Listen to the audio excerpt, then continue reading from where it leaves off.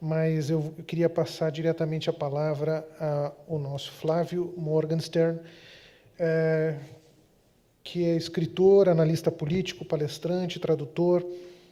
Seu trabalho tem foco nas relações entre linguagem e poder e em construções de narrativas. Ele é autor do livro Por Trás da Máscara, do Passe Livre aos Black Blocs, e é editor da revista digital Senso em Comum e colunista do Instituto Liberal. Então, sem mais, eu passo a palavra ao Flávio e pedindo a ele, se possível, se ater em cerca de 30 minutos para que possamos ter tempo depois para um pouco mais de debate. Obrigado. Em primeiro lugar, boa tarde a todos. É uma honra enorme estar aqui no Itamaraty, ao lado de tão grandes figuras. Acabei com o encerramento, né? Fiquei com o encerramento deste debate. Foi uma coisa meio assustadora, eu tomei um baita de um susto quando eu descobri isso.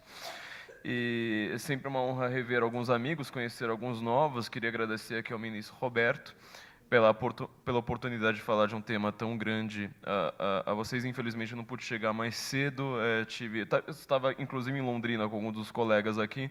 Tive alguma complicação no aeroporto, passei 5 horas no aeroporto, não pude nem ver algumas palestras, nem almoçar com vocês para conversarmos melhor. Uma coxinha do aeroporto, não se preocupem, estava muito passável.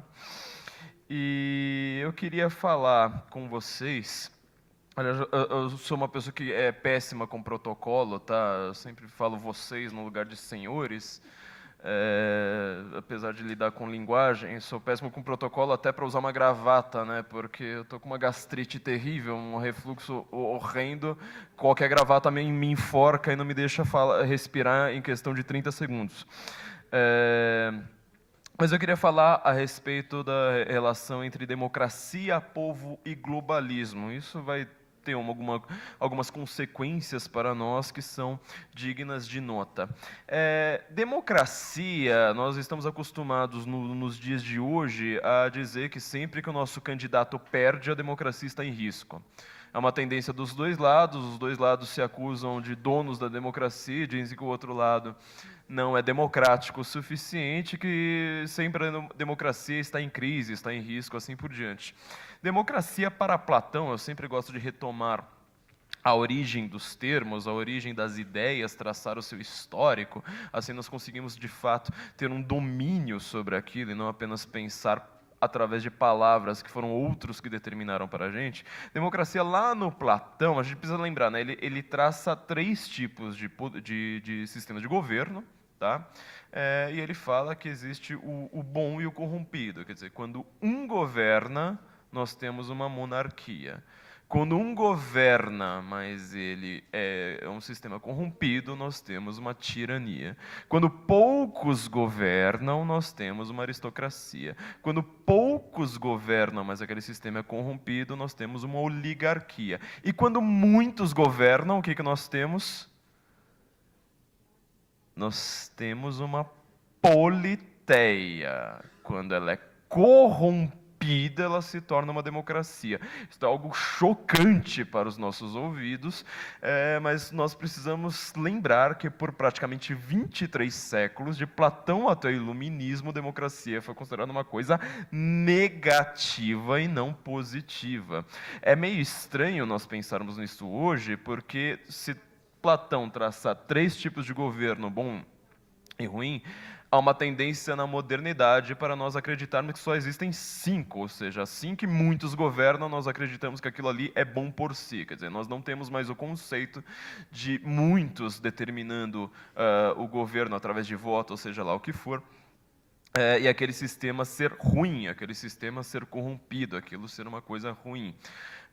Foi o Iluminismo que tentou resgatar um pouco resgatar, aliás, com força total, o valor positivo de uma democracia, de uma ideia de democracia, pensando ali na democracia de Péricles de Atenas, o período, vamos dizer, mais cíclico daquela cidade, mas eu não creio que seja possível nós abandonarmos simplesmente a ideia de que há 2 tipos de governo em que muitos determinam o que vai acontecer. Para nós entendermos de fato o que está acontecendo com o globalismo hoje, eu acho isso muito importante.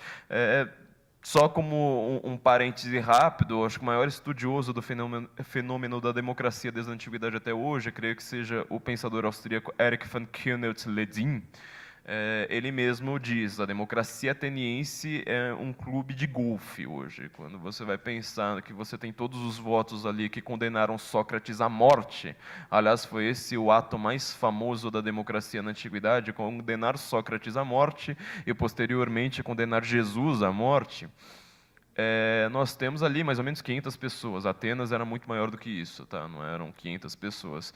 Então, essa ideia que nós temos de uma democracia plena na antiguidade também é bastante falha, né? Um clube de golfe hoje é mais do que elitista, né? Uma coisa que pouquíssimas pessoas têm acesso. Por 23 séculos, então, nós lidamos com essa ideia de existirem estes dois conceitos de democracia ser uma forma corrompida. O que aconteceu de fato, que é digno para nós lembrarmos disso, é a tradução do livro do Platão para o latim, traduziu politeia como res publica. Não dá para a gente analisar aqui o que eles querem dizer com isso de fato, mas nós podemos entender que, seguindo os ditames do Platão, os latinos, os romanos, de fato criaram uma res publica, né, uma politeia, ou seja, uma coisa que visa ao bem comum. Não vou tentar definir o que é o bem comum em 15 minutos, mas a ideia é de visar o bem comum e não cada um pensando por si.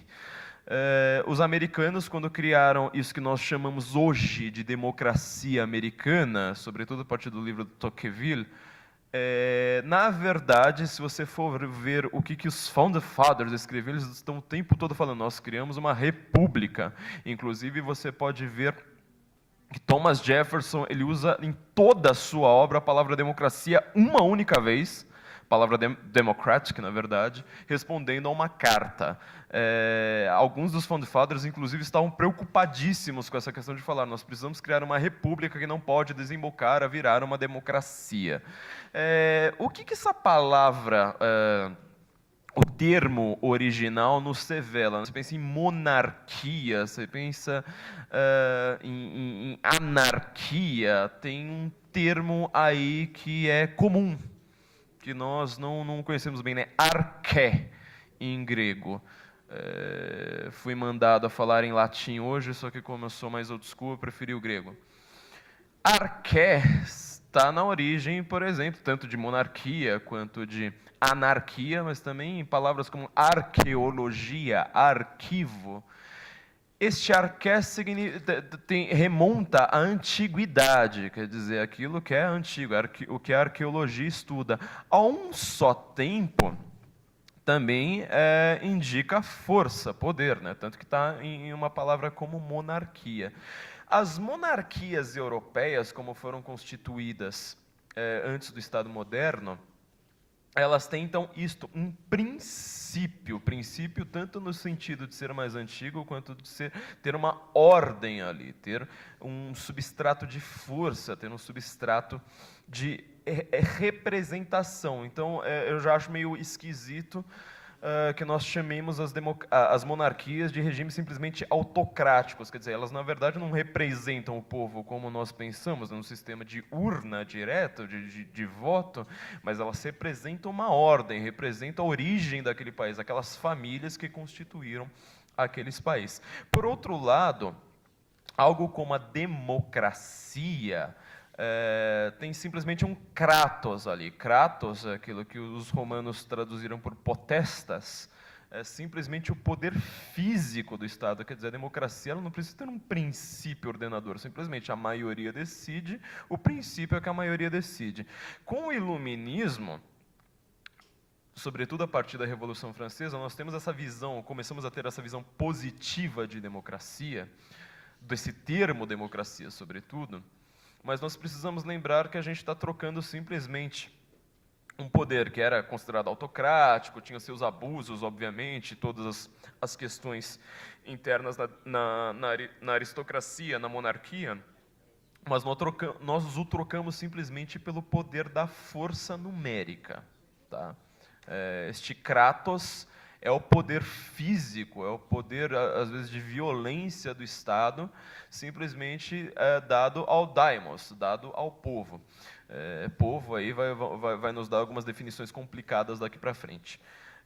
Quando nós temos, então, este poder físico do Estado dado à maioria, na prática, obviamente estou simplificando aqui de uma maneira brutal, mas nós estamos trocando o poder de uma família, de uma aristocracia, de alguns nobres, do que quer que seja, que representavam tanto a ordem cósmica, a ordem daquele país, aquela história, e precisavam internalizar isso em suas pessoas, em suas próprias pessoas, para simplesmente o poder da opinião pública, justamente na língua francesa, né, com a Revolução Francesa, que vai surgir esse termo opinião pública, e, de uma maneira muito brusca, que eu posso dizer que você troca a família que manda num país para quem manda na opinião pública, quer dizer, quem manda na opinião pública determina quem vai ganhar uma eleição. Isso diz muito a respeito do nosso Estado mundial, porque, no final das contas, na era das massas, quem determina a mídia acaba determinando qual será a opinião pública, assim determinando quem ganhará eleições. De toda forma, nós voltamos a ter, de novo, analisando a estrutura do poder de fato na modernidade, poucas pessoas definindo quem vai ser eleito. Apesar de o sistema ser democrático, de toda essa visão positiva de uma democracia, no final das contas, apesar de toda essa estrutura institucionalizada de divisão de poderes, etc., quem acaba determinando muitas coisas importantes de uma democracia são muitas poucas pessoas. Tá? Um clube bem fechado, você pensar no judiciário brasileiro, você vai acabar entendendo. No final das contas, quem determina boa parte do que serão as leis no país cabem numa sala. Tá? Então, nós chegamos a um ponto em que o povo ele é governado, quer dizer, ele é direcionado antes mesmo de ter uma eleição. Eu quero saber para que lado esse povo vai votar. E o globalismo, quando ele aparece, o globalismo já foi aqui muito bem explicado, muito bem definido, e olha que pelas poucas palestras que eu vi, todas brilhantes, nós podemos pensar no aspecto de governança do globalismo. Quer dizer, o globalismo ele não é um governo, ele é uma governança. O que significa isso? Justamente, nós temos aqui duas frentes para estudarmos, que é, em primeiro lugar, determinar quem é que vai mandar na opinião pública. É curioso que você vai analisar todas essas instituições que o Alexandre mostrou muito bem, todas elas estão extremamente preocupadas em determinar o que o povo vai pensar, quais são os valores novos do povo, o que o povo, no final das contas, em quem o povo vai votar. Basta você pensar que a mídia, lidando com a cultura de massas hoje, antes de qualquer eleição, antes de qualquer programa de jornalismo, antes de qualquer discussão, vamos dizer, mais teórica do que esteja acontecendo, antes do noticiário, ela vai criar um caldo cultural que vai determinar mais ou menos para que lado as pessoas pensem. Pensam no Brasil numa novela, nos Estados Unidos séries de TV, já foram peças de teatro em outras épocas, o cinema é extremamente determinante para isso. Eu cresci com a imagem de que Hollywood queria ser imperialista, eles queriam impor os valores americanos a todo o resto do mundo. Foi depois de muitos anos de pesquisa que eu percebi uma coisa hoje bastante idiota. Eu tinha essa visão justamente vindo de Hollywood. Hollywood é que fala, olha, Hollywood está tentando impor os valores americanos. Quer dizer, nada é mais anti-americano nos Estados Unidos do que Hollywood. Quer dizer, eles fazem uma visão negativa do próprio país, vendem para o resto do mundo, aquela coisa de que eles são imperialistas. A América parece que é o único império que não tem nada além da sua própria fronteira. Né? É imperialismo que fica fechado ali dentro de si. Aliás, está tentando fechar a própria fronteira ao invés de se expandir. Então, este caldo cultural, a gente pode entender o aspecto tanto político, né, dessa governança, que acaba formando deputados, acaba mandando, de fato, num país através de instituições não eleitas e não representativas, a gente já viu várias delas aqui, mas também uma outra fronte, um outro fronte que é você determinar exatamente o que aquele próprio povo daquele país vai pensar. Se você for analisar os valores do Ocidente, esse é um fenômeno realmente internacionalizadíssimo, os valores do Ocidente. 20 anos atrás e hoje, é uma coisa chocante você pensar que uma eleição pode ser determinada por alguém ser transexual. Quer dizer, você tem os transgêneros e a transfobia hoje como um tema debatido em público. Na semana passada, nós tivemos aqui no Brasil um caso horrendo de menino que foi esquartejado pela própria mãe. Isso não gera... Desculpa, foi chocante aqui.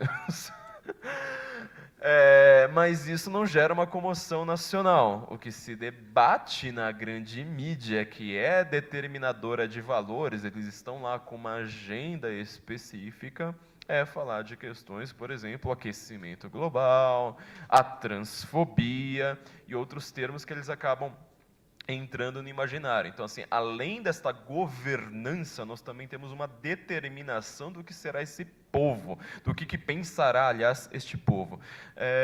No caso brasileiro, especificamente, nós não temos ainda, no presente momento, uma mudança do que é o próprio povo. Quer dizer, você teve um influxo de imigrantes na Europa, inclusive nos Estados Unidos, talvez muito maior do que aqui, que acaba mudando a própria configuração desse povo. Quem andou em Londres recentemente sabe do que eu estou falando. Quer dizer, você não se sente quase numa cidade europeia. Há muitos lugares para os quais você vai que você se sente muito mais num país árabe do que num país inglês, tá? Esta mudança do que é o povo é muito importante para você determinar o que esse povo vai pensar, quais vão ser os resultados de uma eleição. É curioso você notar que todas as instituições globalistas, elas sempre dizem que estão a favor da democracia. Tá? O Richard Haas, que é presidente do Council of Foreign Relations, eu achei maravilhoso um tweet dele recente dizendo que o Brexit, tá, ele precisa de um novo referendo, porque o primeiro referendo o povo não estava aware, né, consciente de todas as questões em jogo. Quer dizer, você é um defensor da democracia toda vez que o povo vota conforme você queira. Assim que o povo vota de uma maneira diferente, você imediatamente solta termos como fake news, que nunca foram usados antes da eleição do Trump, tá? Nunca foram usados. Você vai lá, precisa de uma explicação corrente para falar como assim nós estávamos tentando controlar o povo, determinamos a mídia inteira que o cara é o novo Hitler e, de repente, o povo vota nesse cara. Então, foram fake news. O Brexit, a mesma coisa. Quer dizer, foram informações ali esquisitas, então nós precisamos de um novo referendo por conta disso. Então, você tem tanto uma substituição do que é o povo, quanto uma substituição do que o próprio povo pensa. Tá? Os globalistas, eles adoram este termo democracia, eles adoram usar o termo sobretudo como um verbo, né? Democratizar, vamos democratizar o acesso à universidade pública, democratizar isso e aquilo. Sempre note que um substrato de fundo em toda a agenda dos globalistas inclui justamente esse controle do que é o povo, inclusive controle populacional. Desde o princípio, a gente falou aqui da Sociedade Fabiana, eles foram os grandes promotores do aborto no mundo. Quer dizer, eles que conseguiram fazer o aborto deixar de ser um palavrão. Quer dizer, hoje você diz globalismo, eu vi até nos comentários a respeito deste seminário que nós estávamos organizando aqui, é uma teoria da conspiração, é uma maluquice, do que vocês estão falando. Chega-se ao cúmulo de como pelo menos duas famílias que promovem o globalismo no mundo, né, que eles determinam o globalismo no mundo, são famílias de judeus. Eles dizem que globalismo é um código antissemita. O que me leva a lembrar essa turma que justamente o país que está mais sofrendo com este globalismo, ou seja, uma substituição tanto da sua população quanto do que a população nativa pensa, é justamente Israel. O principal alvo dos globalistas é Israel. Eles são terrivelmente anti-sionistas, assim por diante.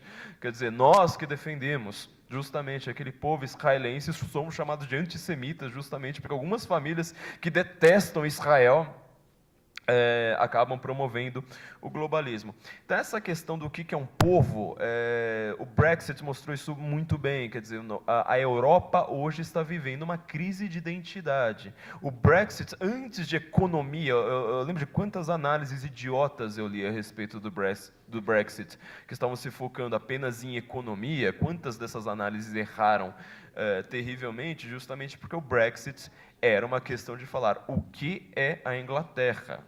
Quem determina o que nós pensamos? Se é para ser uma democracia, nesse sentido de democracia liberal, apesar de eu notar muitos problemas nessa terminologia, se é para você representar o povo diretamente através de urnas, assim por diante, nós vamos ter a nossa vontade respeitada, nós, o povo inglês, no caso do Brexit, nós, o povo americano, no caso do Trump, nós, o povo brasileiro, não só no caso do Bolsonaro, mas, sobretudo, nós temos um caso ainda mais chocante, que foi o referendo sobre desarmamento aqui no Brasil, né? Quer dizer, o povo inteiro vai lá e vota, não quero desarmamento. A lei do desarmamento está aí, foi imposta a nós, e se nós tentarmos reclamar dessa lei, além de sermos chamados de nazistas nas redes sociais, que é a coisa mais típica do mundo, nós não temos como, o sistema jurídico foi determinado dessa forma, e quando você vai ver as decisões dos grandes tribunais no Brasil, aqueles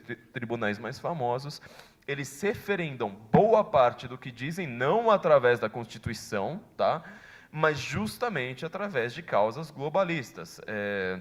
O desarmamento é um exemplo, o caso mais recente, né, de equiparar homofobia, que não é uma coisa perfeitamente determinada, a racismo, ou seja, você cria o terceiro crime imprescritível no Brasil, quer dizer, você torturar alguém no Brasil, você fazer um apelidinho para uma pessoa por ela ser homossexual, são os dois crimes imprescritíveis. Agora vão tentar criar um novo, de uma maneira não eleita, sem representatividade do povo, tá? Você não liga mais para o povo, você só quer determinar aquilo que o povo pode pensar. Você faz isso tudo de uma maneira não eleita, não representativa. Justamente eles que sempre falam, nós somos a democracia, olha, a democracia está aqui com a gente, qualquer tentativa de criticar essa instituição, ou o que essa instituição está fazendo, ou qualquer membro dessa instituição, é um ataque à própria democracia, la démocratie c'est moi, né? Justamente isso que eles fazem não tem representatividade popular nenhuma, tá? Então, quer dizer, um assassinato no Brasil, ele vai se tornar um crime prescritível, e uma piadinha no Twitter, não. Este é o tipo de mentalidade, esse é o tipo de consequência que este globalismo está nos dando. Então, o que eu quero dizer com tudo isso é que o globalismo, além de uma governança global, é também uma cultura. Quer dizer, quem determina, se a gente fosse pensar que o globalismo é simplesmente o Council of Foreign Relations, tá, seriam simplesmente os diplomatas do mundo que seriam globalistas. Mas você vê tudo aquilo que foi determinado recentemente para o grande grosso da população pensar, ou seja, o politicamente correto, a visão positiva a respeito de qualquer quinquilharia da modernidade que seja um ataque frontal aos valores tradicionais, família, religião, assim por diante, tudo isso está completamente interligado. Quer dizer, você não faz uma novela, você não faz uma série, você não faz uma série de filmes. Eu estou vendo os filmes de super-heróis, tá? Filme de super-herói, ou seja, para um público adolescente. Hoje, todos eles, seguidamente, um atrás do outro, precisam colocar uma mulher. Agora vai ser o novo Men in Black. Eles estavam pensando em chamar Men and Women in Black. Quer dizer, você não pode mais fazer absolutamente nada da normalidade da vida sem você precisar fazer aquilo que no Brasil a gente chama de uma lacrada, né? Quer dizer, você precisa mostrar que você está dando o braço para o politicamente correto, e como a gente sabe, isso não é feito através de leis, quer dizer, o legislativo no Brasil, mesmo quando ele é globalista, ele não tem a mínima consequência, a mínima consciência disso. Ele simplesmente segue estes valores que estão sendo impostos de cima para baixo por pouquíssimas pessoas, por uma oligarquia terrível, não eleita, sem a menor representatividade popular, mas que ela tenta determinar os valores do povo pelo povo. Quer dizer, essa ideia de que você tem agora uma democracia, a gente precisa sempre pensar, democracia na sua boca significa uma coisa, na boca do seu interlocutor provavelmente significa uma coisa, às vezes, oposta. Então, tomaria muito cuidado com este termo. Eu não estou falando com um conceito, tá? Realmente, eu gosto de liberdades civis, eu gosto de liberdade de imprensa, eu gosto de liberdades individuais, apesar de saber que, historicamente, nenhuma delas foi nos dada através da democracia. Mas isso que o Woodrow Wilson fez no final da Primeira Guerra, quer dizer, acabar com todas as famílias que cuidavam da Europa como monarquias, inclusive eram monarcas esclarecidos, né, monarcas que trocavam cartas com Voltaire, assim por diante, e colocar simplesmente uma democracia ali. Logo em seguida você tem a instituição da Liga das Nações, que vai virar a ONU, assim por diante. Isso causa, de novo, você acaba com arqué, você acaba com a monarquia, você acaba com um princípio ordenador daquela sociedade, de entender valores como pátria, como nação, como honra. Olha como honra hoje é uma palavra não só outdated, é uma palavra assim, parece preconceituosa. Até estou falando, nossa, estou voltando à Idade das Trevas, pensando que as pessoas devem ter honra em seus contratos, né? Você deixa de ter confiança nas pessoas e você cria um edifício jurídico e burocrático gigantesco, cada vez maior, para controlar, às vezes, os aspectos mais íntimos das relações humanas, inclusive internamente dentro das famílias. Então, esta democratização, tá, forçada, ela, no fim das contas, ela só serviu para dizer, olha, nós queremos que vocês agora pensem tal coisa, e vocês vão ser uma maravilhosa democracia se vocês votarem exatamente nos candidatos que nós queremos que vocês votem. É impossível você pensar que existam forças econômicas tão gigantescas, né, que estão dominando a América há mais de 2 séculos, desde a época ali dos grandes empreendimentos americanos, e forças políticas tão gigantescas também, sem que elas determinem aquilo que o povo pensa de uma maneira cada vez mais sigilosa, cada vez mais escondida. Então, assim, nós precisamos realmente pensar no que é o povo. O Brasil, ele ainda não ele não tem influxo de imigrantes, ele não tem nada disso, mas nós temos esse segundo ponto que eu estou dizendo, quer dizer, nós temos poucas pessoas querendo determinar pelo menos o que a maioria do povo pensa. A gente viu que pelo menos por quase 20 anos, isso parecia ser quase impossível de ser revisto.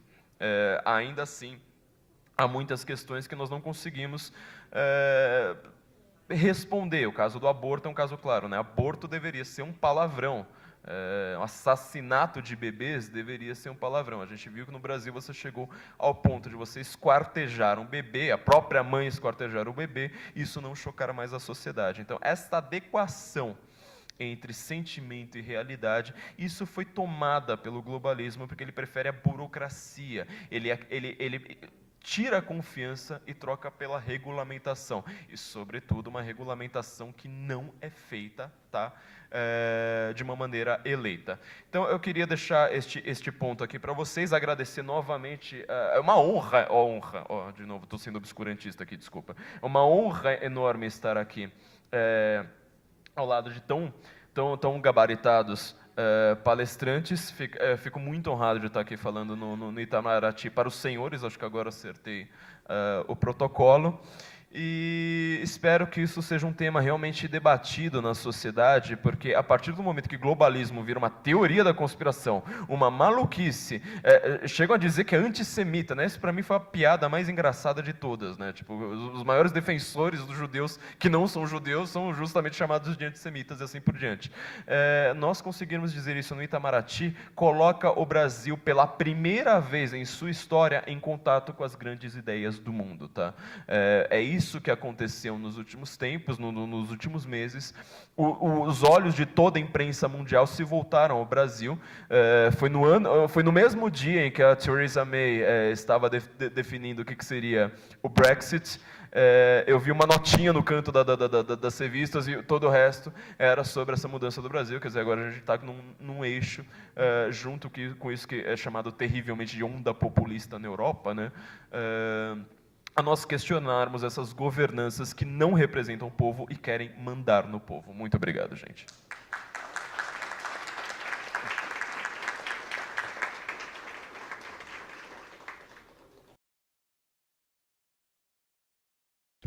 Muito obrigado, Flávio, pela excelente reflexão. Eu, então, vou passar diretamente ao debate.